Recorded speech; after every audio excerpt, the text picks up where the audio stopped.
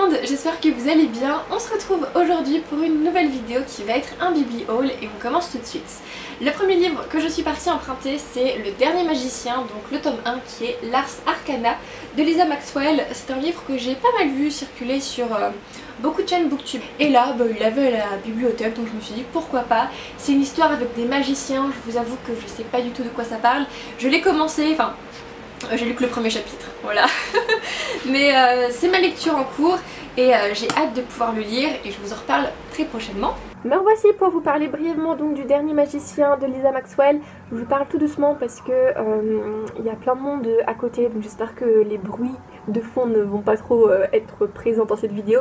Sinon j'essaierai d'atténuer ça au montage. Donc je reviens très rapidement vous parler du Dernier Magicien parce qu'en fait je ne l'ai pas lu, voilà. Pourquoi je ne l'ai pas lu? Parce que je me suis très vite rendu compte que j'étais pas du tout dans un mood pour lire de la fantasy et le début m'a pas fait... Enfin j'ai pas trop accroché au début, donc ça m'a un peu freiné dans ma lecture. Et à côté de ça en fait je travaille, donc c'est vrai que j'ai quasiment pas trop le temps de lire en ce moment puisque... c'est la première semaine où je travaillais, donc je suis complètement HS. Et puis à côté de ça aussi, il y a plein d'autres livres que j'ai achetés qui me font envie. Et je papillonne plus en ce moment, je suis vraiment... je lis un peu de tout, j'ai plusieurs lectures en cours. Sauf que là, ce roman je l'ai emprunté au mois de juin, parce que je pensais le lire au mois de juin, finalement j'ai pas pu parce que j'ai eu pas mal de choses à régler et à faire. Et en fait ça fait genre 3 jours déjà que je suis supposée l'avoir rendu et en fait j'ai pas besoin en fait de demander un délai parce que je sais que pour le moment je suis pas du tout dans le mood pour lire ce roman, ce qui est bien dommage, mais c'est pas grave, j'irai le réemprunter quand je serai plus dans le mood pour lire ce livre. Ensuite j'ai craqué pour un livre qui est assez populaire sur le booktube anglophone et américain. C'est donc Silence Radio de Alice Oseman, donc aux éditions de Nathan.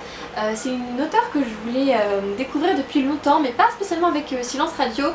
Moi celui qui me faisait envie c'était pas Solitaire, c'était l'autre, I Was Born for This, quelque chose comme ça.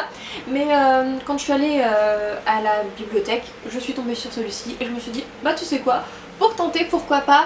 Je sais que Silence Radio c'est l'histoire d'une jeune fille qui s'appelle France,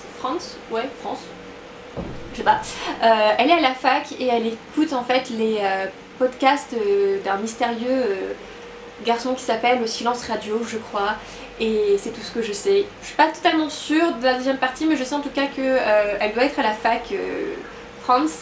Et pourquoi pas, je vous retrouve puisque ça y est, j'ai fini Silence Radio d'Alice Oseman. Et comment vous dire que j'ai adoré ce roman, mais je pensais pas en fait que j'allais autant l'aimer, ça a failli même être un coup de cœur pour vous dire. C'est un peu con, mais c'est vrai qu'avant de commencer ce roman j'avais une petite appréhension, je sais pas pourquoi, je me suis dit je suis pas sûre que je t'aime, et en fait au final si, j'ai vraiment adoré. Petite précision par rapport au résumé que je vous en ai fait, je vous avais dit que Frances elle était à la fac, finalement non, on la suit durant son année de première et terminale et en fait c'est une jeune fille qui est très intelligente, elle est surnommée l'intello par les 3/4 des personnes parce qu'elle est représentante de son lycée. Elle s'est inscrite à pas mal d'options pour être sûre d'être acceptée à Cambridge puisque c'est là où elle veut étudier à la fac. Et Frances en dehors des cours elle est aussi passionnée par le podcast animé par un certain Silence Radio qui est une série de podcasts qui tourne autour de University, qui est en fait des jeunes qui sont coincés dans une université et Radio Silence lui aimerait beaucoup en réchapper, sauf qu'il est un peu coincé et on suit donc toutes ses aventures. C'est un podcast assez futuriste et en fait elle va, par l'intermédiaire de Radio Silence et du podcast qu'il y a autour de University, rencontrer Aled et se lier très vite d'amitié avec ce jeune garçon et on va suivre en fait leurs aventures. Mon résumé il est... j'essaye de pas trop vous en dire, mais en même temps j'essaye quand même de vous en dire un minimum. J'ai beaucoup aimé ce roman, j'ai eu un gros coup de cœur pour les personnages. Déjà ce qui a fait que j'ai aimé en fait Silence Radio, c'est le fait qu'il y ait une grande variété au niveau des personnages. Notre héroïne elle est éthiopienne, il y a un jeune qui est Daniel, il est coréen, il y a aussi pas mal de diversité au niveau sexuel. Il n'y a aucun personnage qui est hétéro dans ce roman et je trouvais que c'était intéressant. On y parle donc de l'homosexualité, de la bisexualité, On parle aussi de la sexualité et même de demi-sexualité. Enfin, c'est demi-sexuel, peut-être pas que demi-sexualité ça existe, mais on parle aussi du terme demi-sexuel qui est un terme que je ne connais pas. Puis en même temps, il faut dire qu'il y a énormément de termes pour parler de la sexualité en fait, donc voilà, moi je n'en connais pas beaucoup. Mais en fait, demi-sexuel, si vous savez pas ce que c'est, et bien en fait c'est un terme qui désigne donc une personne qui n'est pas spécialement attirée, qui ne ressent pas en fait d'attirance physique tant qu'elle n'a pas créé un lien émotionnel avec une personne. Et j'ai trouvé ça hyper intéressant en fait d'avoir une large représentation, que ce soit au niveau de la couleur de peau ou alors dans l'orientation sexuelle, parce que c'est pas quand même quelque chose qu'on voit beaucoup dans les romans, même s'il y a beaucoup maintenant de romans qui parlent plus et qui intègrent des personnages de la communauté LGBTQ+. Là, d'avoir un personnage bisexuel, moi j'en lis pas énormément, enfin en tout cas là sur le coup ça me fait pas tilt. Au niveau des personnages aussi, j'ai trouvé qu'ils étaient très bien construits, ils paraissent réels, ils sont attachants. J'ai eu un gros coup de cœur pour le personnage de Aled, il m'a vraiment lui fendu le cœur. Enfin, oh, j'avais trop envie, c'était de rentrer dans le bouquin et lui faire un gros câlin, lui dire t'inquiète pas, je suis là. Viens voir Tata Cathy. Quoique là un peu c'est un peu bizarre de dire ça comme ça. Je préfère aussi vous le dire, mais Radio Silence c'est plus une histoire d'amitié que d'amour. Il y a pas vraiment d'amour en fait, c'est pas du tout de la romance et c'est tant mieux comme ça. Je pense que s'il y avait eu de la romance, ça aurait peut-être gâché tout le livre. Se baser en fait juste sur l'amitié qui lie Frances et Aled, j'ai trouvé que c'était plutôt chouette. Je voulais dire autre chose. Niveau thème abordé, on parle donc de l'orientation sexuelle, on parle aussi de l'orientation qu'est-ce qu'on va faire après le bac, et du coup Frances elle voulait vraiment aller à Cambridge et au final va y avoir toute une question sur est-ce qu'elle veut vraiment aller à Cambridge ou est-ce que finalement c'est pas par défaut qu'elle veut aller à la fac parce que tout le monde lui a dit que la fac c'était bien, qu'il fallait qu'elle aille à la fac parce que sinon elle a un peu raté sa vie. On parle aussi des notes parce que les notes c'est important sur le papier, c'est ce qui permet justement d'intégrer de bonnes écoles, et j'ai trouvé que c'était intéressant la manière dont Alice Oseman parlait justement de la pression un peu scolaire qu'on peut ressentir en fait, et que je pense qu'on a tous ressenti quand on était, je pense surtout au lycée, et qu'on se posait la question mince, qu'est-ce qu'on va faire après le bac. On y parle aussi des relations toxiques, enfin c'est plutôt des relations abusives au sein des familles, et c'était très intéressant. Je pense que j'aurais bien voulu que on parle encore un peu plus des relations abusives dans les familles, mais hormis ça c'était quand même un très bon roman que je vous conseille parce que ça aborde plein de sujets qui sont intéressants et qui méritent d'être lus et d'être justement couchés sur le papier. Je sais pas trop, c'était pas exactement ça que je voulais dire, mais je pense que vous avez compris, c'est bien, je fais des mouvements comme ça, génial. Mais voilà, en tout cas j'ai adoré Radio Silence, enfin Silence Radio du coup en français, et je lirai avec plaisir d'autres romans de Alice Oseman. Et pour finir, alors ce roman là de base je l'avais pris pour ma soeur puisqu'elle m'avait demandé un coup si j'avais pas des livres avec des prophéties ou des histoires d'amour comme ça. Et j'ai vu ce roman qui est La prophétie de Glendower de Maggie Stiefvater. Et en fait c'est le premier tome de la série de Raven Boys qui était une saga de livres en VO qui me faisait envie, sauf que j'avais pas fait le lien avec la traduction en français, donc il me tarde de le lire. Je sais pas trop de quoi ça parle, hormis de ce que j'avais lu sur Amazon quand je regardais pour acheter le premier tome en VO. C'est que c'est l'histoire d'une fille qui s'appelle Blue et que sa famille lui a toujours dit qu'elle tuerait son premier amour en l'embrassant. Et c'est tout ce que je sais, mais voilà, il me tarde de le découvrir. Je sais pas si ma soeur va aimer, ni même si elle va le lire, mais en tout cas, moi je le lirai. Donc il me tarde de voir. Je sais que le tome 2 de sûr est disponible en français, mais par contre les tomes 3 et 4, non, ce qui est bien dommage. Mais si ça me plaît, je poursuivrai en anglais. Je vous retrouve pour vous parler donc de la prophétie de Glendower. Dans cette histoire, comme je vous l'ai dit, on va suivre le personnage de Blue qui vient d'une famille de médiums. Alors tout le monde est médium chez elle, sauf elle, mais elle a une autre capacité. Et depuis toujours donc, sa famille et d'autres médiums qu'elle a pu voir au cours de sa vie lui ont dit la même chose, à savoir que quand elle tomberait amoureuse d'un garçon, eh bien en l'embrassant elle le tuerait puisque ce sera l'amour de sa vie et elle est destinée à le tuer s'ils échangent un bisou. Et donc Blue forcément elle a toujours su qu'elle ne voulait jamais s'attacher à un garçon en particulier parce que elle redoute justement de tuer une personne qui ne lui a rien demandé.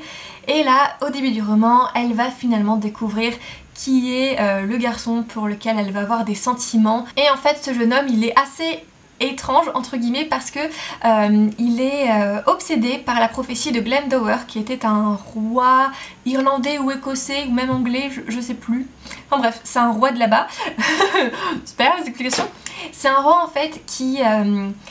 il y a tout un mystère en fait concernant cet homme puisque il est mort mais personne n'a jamais pu mettre la main sur son corps et du coup la prophétie de Glendower elle vient du fait que comme on n'a jamais retrouvé le corps de ce roi, eh bien il y a des rumeurs qui circulent comme quoi le roi n'aurait pas été, ne serait pas mort mais plutôt plongé dans un profond sommeil et le jeune homme dont Blue est censée tomber amoureuse, eh bien il est persuadé que Glendower est endormi quelque part et depuis quelques années il est à sa recherche en fait puisque dans les rumeurs qui circulent et dans les mythes autour de la prophétie de Glendower, eh bien paraît-il que la personne qui réussirait à réveiller Glendower se verrait offrir une récompense, un souhait en l'occurrence.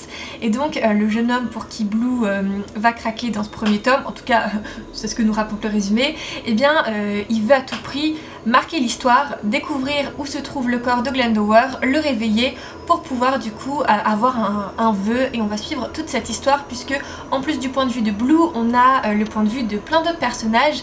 Et je suis désolée, il y aura forcément la machine à laver en fond.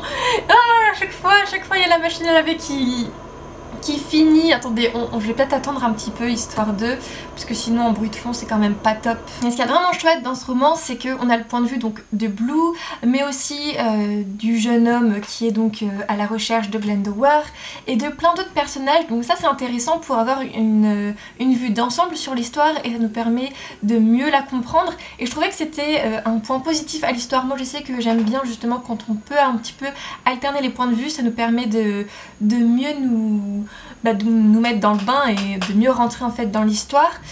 Mais par contre j'ai trouvé en fait le plus gros reproche que j'aurais à faire à ce premier tome, c'est que la première partie est assez longue à se mettre en place. J'ai lu 200 pages et durant les 200 pages ça se lisait mais j'étais pas dedans et en fait j'ai jamais été vraiment à fond dans l'histoire avec ce premier tome.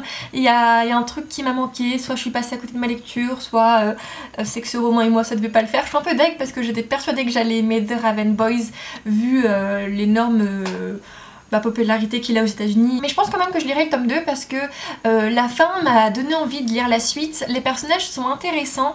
En fait je vous ai fait un résumé un peu plus détaillé de l'histoire parce que c'est vrai qu'au vu du résumé on pourrait croire que c'est 100% de la romance alors qu'en fait pas du tout. La romance elle est reléguée au second plan et on peut même pas appeler ça en fait une romance parce que il n'y a pas... je sais pas, enfin...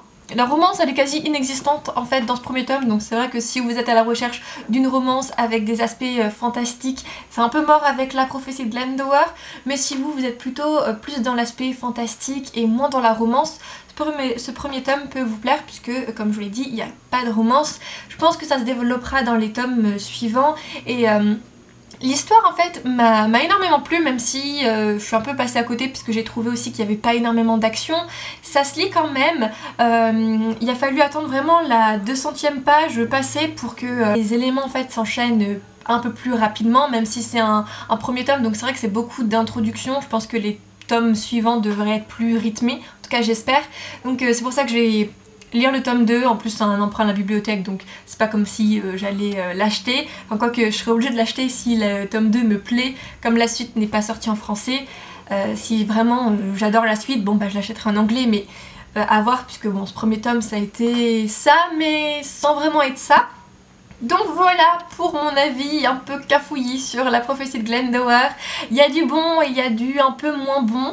C'est pour ça donc que je vais lire la suite pour vraiment me faire un avis assez concret sur cette saga. Si le tome 2 passe, tant mieux. Si ça passe pas, bah, je m'arrêterai à là et tant pis hein, pour cette saga.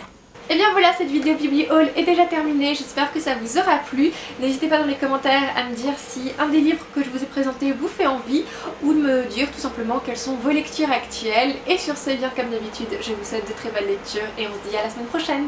Bye!